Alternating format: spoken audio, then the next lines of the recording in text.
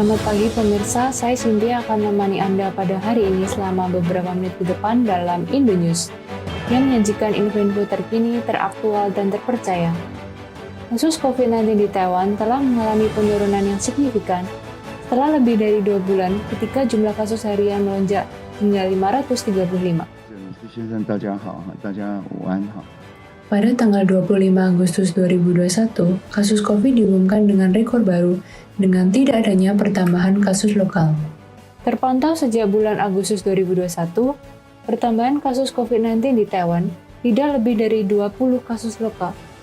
Setelah terus membaiknya kondisi Taiwan tersebut, Pusat Komando Epidemi Sentral Taiwan memperpanjang waspada COVID-19 level 2 dan melonggarkan beberapa aturan. Beberapa peraturan yang dilonggarkan oleh pemerintah antara lain, jumlah maksimum orang yang diizinkan untuk berada di dalam ruangan menjadi 80 orang dan 300 orang di luar ruangan. Untuk dine-in di restoran, meja tidak lagi harus disekat atau duduk terpisah. Pesta pernikahan, pemakaman umum, dan festival kuil akan diizinkan, tetapi harus mengikuti protokol kesehatan. Untuk kunjungan kerabat ke rumah sakit, akan diizinkan dengan syarat hanya 2 orang per kunjungan dan harus disertai dengan hasil tes COVID-19 negatif. Tidak sampai di situ, convenience store dapat kembali menjual makanan panas seperti telur teh dan oden ala Jepang, tetapi staf yang bekerjalah yang harus menyajikannya kepada pelanggan. Selain itu, kegiatan perkuliahan seperti pembelajaran, kelas pelatihan, taman hiburan dalam ruangan, dan juga kolam renang dapat beroperasi dengan mengikuti pedoman pencegahan pandemi. Seperti pada kolam renang, batas pengunjung 50% dari normal dan akan dibagi menjadi beberapa sesi dengan jarak minimal 30 menit. Lapangan sepak bola akan diizinkan untuk digunakan selama penonton tidak melebihi kapasitas 50%, serta menerapkan jarak sosial dan penggunaan masker. Selanjutnya, kita akan membahas berita terhangat lainnya mengenai vaksin pertama yang dikembangkan Taiwan, yaitu Medigen, yang siap untuk didistribusikan pada tanggal 23 Agustus 2021. Pemerintah Taiwan mengumumkan bahwa lebih dari 600.000 dosis vaksin telah diuji dan siap untuk didistribusikan dari tanggal 23 hingga 29 Agustus 2021. Setelah Pusat Pengendali Penyakit telah menyatakan keamanan tentang vaksin tersebut. Pada tanggal 23 Agustus, seiring dengan hari pertama vaksin ini dinikmati oleh publik, Presiden Taiwan menjadi penerima pertama dari vaksin tersebut. Ia mengatakan ia berada dalam keadaan baik setelah menerima vaksin ini dan tidak mengalami efek samping yang cukup serius. Pemerintah Taiwan mengingatkan kepada penerima vaksin, reaksi yang paling sering dilaporkan setelah vaksinasi Medigen adalah nyeri, kemerahan, dan pembengkakan di tempat suntikan. Berita selanjutnya terkait dengan rencana MOI dengan Pusat Komando Epidemi Sentral untuk mengizinkan mahasiswa asing tanpa ARC masuk ke Taiwan.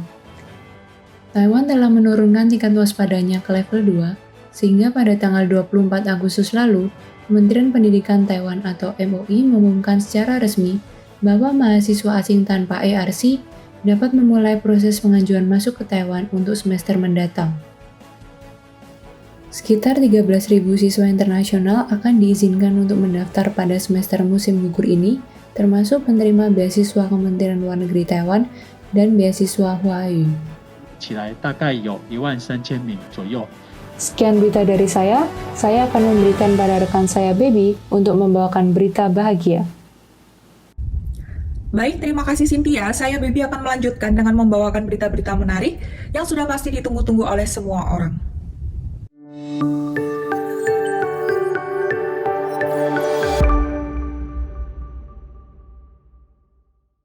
Siapa sangka ini udah bulan September. Dan di bulan September ini, kita akan menyambut perayaan festival yang sudah ditunggu oleh banyak orang, yaitu Mid-Autumn Festival, atau bisa disebut sebagai Festival Kue Bulan. Festival ini akan dirayakan tepat pada tanggal 21 September 2021. Di Cina, perayaan festival sudah ada sejak ribuan tahun lalu. Tepatnya pada masa dinasti Zhou dari tahun 1046 sebelum Masehi hingga 256 Masehi. Pada waktu itu, masyarakat Cina menyembah bulan yang muncul pada pertengahan musim gugur. Waktu tersebut dipercaya masyarakat sebagai waktu yang tepat untuk berdoa agar masa panen berjalan dengan lancar dan hasil bumi melimpah. Festival ini identik dengan dua hal, yaitu lentera dan kue bulan. Lentera dari segala ukuran dan bentuk akan dibawa dan dipajang sebagai simbolis yang menerangi jalan orang-orang menuju kemakmuran dan keberuntungan. Sementara saat hari festival, orang-orang akan mengkonsumsi kue bulan dengan berbagai rasa, yang biasanya diisi dengan kacang manis, kuning telur, dan daging secara tradisional akan dimakan selama festival ini. Apakah kalian semua sudah siap untuk menyambut festival ini? Belakangan ini, Popcat adalah online games yang sempat viral di kalangan masyarakat Taiwan. Games ini menampilkan seekor kucing bernama Oatmeal, dan di dalam permainan, pemain akan mengklik mulut kucing yang tertutup untuk membuka mulutnya, sehingga mulut kucing akan terbuka membentuk huruf O besar dengan dramatis, disertai dengan efek suara letupan. Lalu setelah itu, mulut kucing dapat menutup kembali.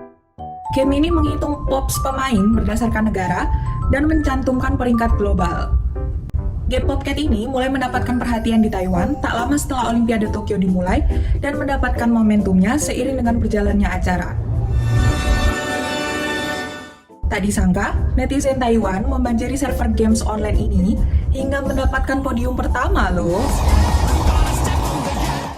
Ada yang tertarik untuk ikut mencoba games ini? Selanjutnya pemirsa, Kabinet Taiwan dilaporkan berencana untuk mengeluarkan 5.000 dolar Taiwan atau setara 179 US dollar dalam bentuk voucher untuk mendorong ekonomi negara karena kondisi Taiwan yang saat ini perlahan-lahan menurunkan level waspada dikarenakan turunnya lonjakan kasus COVID-19. Berdasarkan rencana, masyarakat dapat membeli voucher 5.000 dolar Taiwan seharga 1.000 dolar Taiwan dengan versi fisik dan digital yang dirilis secara bersamaan. Pada mulanya, pemerintah mengatakan bahwa kemungkinan konsumen dapat menghabiskan vouchernya hanya di toko dan kios pasar, tetapi tidak untuk pembelian online ataupun denda. Namun dikarenakan memesan makanan dari platform pengiriman online dapat membantu restoran kecil dan bisnis makanan, pemerintah mengubah pikiran dan memperbolehkan mereka dalam program voucher. Wah, menarik bukan? Pemirsa, informasi tadi sekaligus mengakhiri perjumpaan kita di Indonesia Sore kali ini. Saya Baby mewakili seluruh kerabat kerja yang bertugas, pamit undur diri dari hadapan Anda. Terima kasih, selamat sore, dan sampai jumpa pada waktu dan acara yang sama di bulan berikutnya.